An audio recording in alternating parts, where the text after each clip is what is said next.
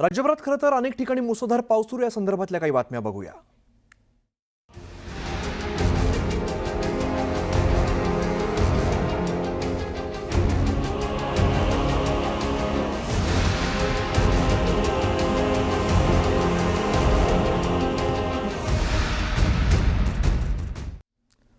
तर विदर्भामध्ये अनेक जिल्ह्यांना मुसळधार पावसानं झोडपून काढलेले आणि अनेक जिल्ह्यांना हवामान विभागाने ऑरेंज अलर्ट सुद्धा दिलेला आहे। यामध्ये नागपूर, वर्धा, गोंदिया, भंडारा, गडचिरोली या जिल्ह्यांच्या अनेक भागात सध्या पूरस्थिती निर्माण झाली आहे आणि अनेक घरं ही सध्या पाण्याखाली गेलेली आहेत। प्रशासनाकडून युद्धपातळीवरती मदत आणि बचाव कार्य सुरू आहे, तर रस्ते पाण्याखाली गेलेले असून अनेक गावांचा संपर्क सुद्धा तुटलाय। घरांमध्ये पाणी शिरल्यामुळे अनेकांचे संसार अक्षरशः उघड्यावरती आलेले आहेत। तर पावसाचा जोर पुढील काही काळ असाच राहण्याचा अंदाज सुद्धा आहे। त्यामुळे नद्यांच्या पाणी पातळीत मोठ्या प्रमाणात वाढ झालेली असून धरणांमधून सुद्धा मोठ्या प्रमाणात पाण्याचा विसर्ग सुरू आहे।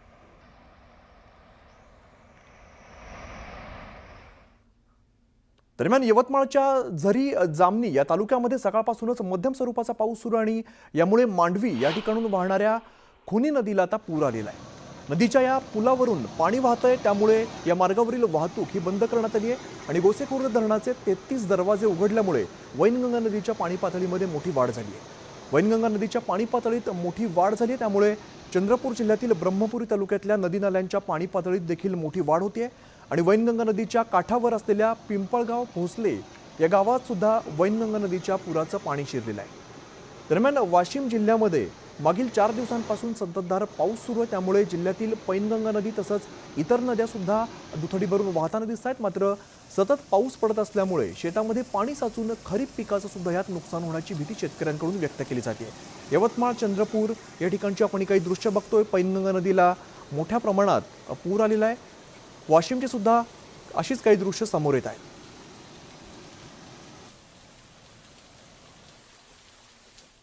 दरम्यान वर्धा जिल्ह्याला मुसळधार पावसानं झोडपलं आणि पावसामुळे देवळी तालुक्यामध्ये 5 रस्ते वाहतुकीसाठी बंद झालेले आहेत। देवळी तालुक्यातील अंजी ते अंदोरी हा रस्ता गंगापूर नाल्याला असलेल्या पुरामुळे बंद झालाय, तर सरुळ या ठिकाणी यशोदा नदीला पूर आलाय, त्यामुळे वर्धा ते राळेगाव हा रस्ता सुद्धा बंद झालेला आहे। डिंगडोह ते तात्पुरता हा बंद करण्यात आलेला आहे, त्यामुळे पूल खचल्यामुळे देवळी ते डिगडोह हा रस्ता सुद्धा बंद झालेला आहे। रायपूर खुर्द या ठिकाणी नाल्याला पूर आलाय, त्यामुळे रायपूर खुर्द ते कोल्हापूर सिंगरवाडी हा रस्ता सुद्धा बंद झालेला आहे। रस्ते वाहतुकीसाठी बंद झाल्यामुळे अनेक गावांचा संपर्क आता तुटलेला आहे। नरेंद्र मते आमचे प्रतिनिधी अधिकची माहिती देतात। नरेंद्र, आपण बघतोय मुसळधार पाऊस सुरू आहे, असाच पाऊस सुरू राहिला तर अजून सुद्धा पाणी पातळी वाढण्याची भीती व्यक्त केली जाते। सध्याची काय परिस्थिती दिसते?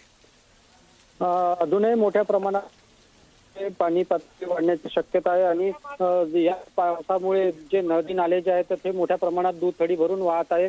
आताच मिळालेल्या माहितीप्रमाणे हिंगणघाट तालुक्यातील जे आहेत ते पुराच्या पाण्यात अडकल्याची माहिती पुढे आलेली आहे। त्यांना रेस्क्यू करण्यासाठी हिंगणघाट येथील प्रशासन तिथे दाखल झालेलं आहे।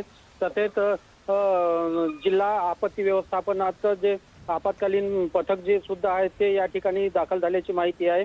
एकंदरीतच पाहता वर्धा जिल्ह्यामधील जे लहान मोठे जे नदी नाले आहेत ते दुथडी भरून वाहत आहे, त्यामुळे मोठ्या प्रमाणात जे आहे गावामध्ये पाणी शिरण्याच्या घटना सुद्धा उघडकीस येऊ लागलेल्या आहे। अनेक मार्ग जे आहेत, जिल्हा मार्ग जे आहेत ते बंद झालेले आहे। जे मार्ग सुद्धा आहेत ते सुद्धा बंद झालेले आहेत। येत्या काही दिवसात पुन्हा मोठा निश्चित नरेंद्र, त्यामुळे पावसाचं प्रमाण तर वाढताना दिसतंय, अनेक ठिकाणी पाणी पातळी वाढली, त्यामुळे नागरिकांनी सुद्धा सतर्क राहावं असं आवाहन सुद्धा केलं जात आहे। धन्यवाद या सगळ्या सविस्तर माहितीसाठी। म्हणून आपलं कंडक्ट योग्य नाही अशा प्रकारचं लोकांमध्ये या संदर्भातली भावना जाते आणि म्हणून निश्चितपणे मला असं वाटतं की अतिशय गंभीर बाब आहे।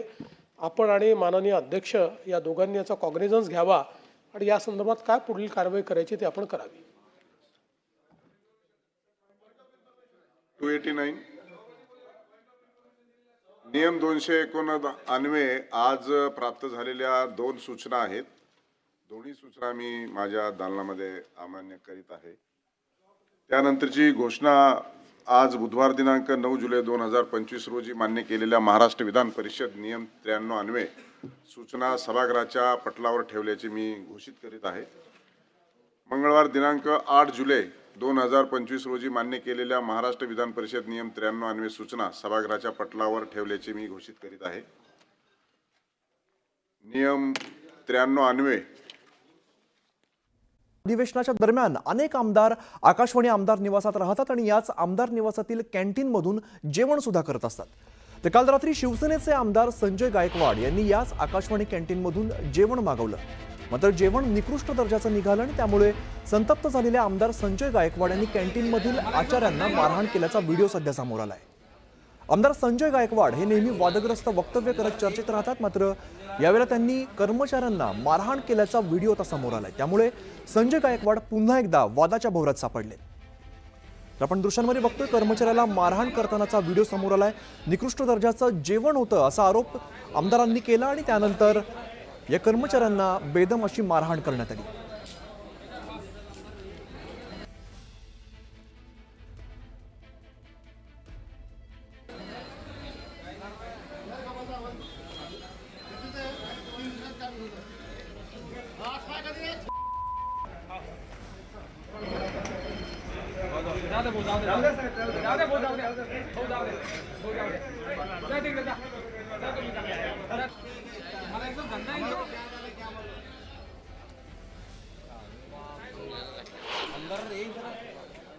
संजय गायकवाड जे आपल्यासोबत आहे. संजयजी, कालचा तुमचा व्हिडिओ आणि तो तुमचा अग्रेसिव्ह अंदाज आम्ही बघितला. हा व्हिडिओ सध्या व्हायरल होतोय.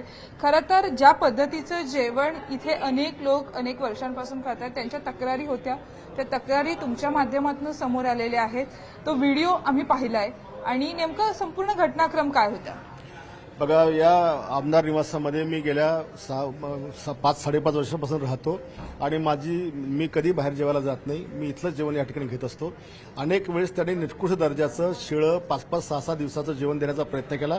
मी त्यांना समज दिली. काल रात्री 9-9:30च्या दरम्यान मी साधं वरण भात आणि चपातीची ऑर्डर त्याला केलेली. त्याने वरण भात चपाती मला आणून दिली आणि मी ते मिस करून पहिला घास खाल्ला तर मला खूप खराब वाटलं. पण मला वाटलं ठीक आहे, आपण बघू, दुसरा ट्राय करू. मी दुसरा घास खाल्ला तर मला वॉमिटिंग झाली. मग मी जे वरण त्याने मी त्याचा स्मेल घेतला तर तो इतका घाणेरडा स्मेल होता की ते निकृष्ट पण नव्हतं, ते अगदी सडलेलंच कुजलेलं होतं. आणि भात देखील हा फार हे होता. आणि मग मी खाली गेलो, ज्या सगळ्यांना विचारलं हे कोण केलंय, कुक कोण आहे, मॅनेजर कोण आहे. ते मॅनेजर पण माझ्याकडे आला. मी त्याला सगळ्यांना स्मेल दिला. हे बघ, हे तुमचंच आहे ना, मग हे असं जेवण देता का? सगळ्यांनी स्मेल घेतल्यानंतर सांगितलं हे बहुत गंदा आहे. आणि मग मी त्याला म्हटलं या ठिकाणी सगळे आमदार राहतात. महाराष्ट्रातून शेतकरी, अधिकारी, कर्मचारी किंवा सगळे पक्षाचे कार्यकर्ते या ठिकाणी येतात. रोज 10,000 लोक इथे जेवतात. या लोकांच्या जीवाशी तुम्ही सगळे लोक खेळता, आमच्या जीवाशी तुम्ही खेळतात.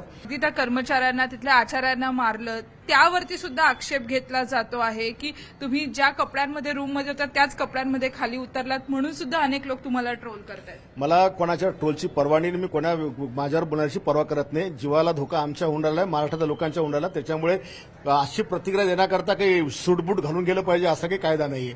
मी जेवताना उठलो, ज्या अवस्थेत जेवत होतो त्याच अवस्थेत मी गेलो.